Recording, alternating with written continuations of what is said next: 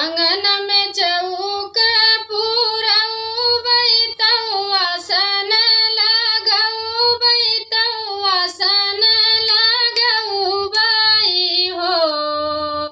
सखिया वही चढ़ी बैठई नव दुर्गा तऊ नव दिन पूजन करवई नव दिन पूजन करवई हो। सखिया वही चढ़ी बैठई नव दुर्गा तऊ नव दिन पूजन करवई नव दिन पूजन करवई हो।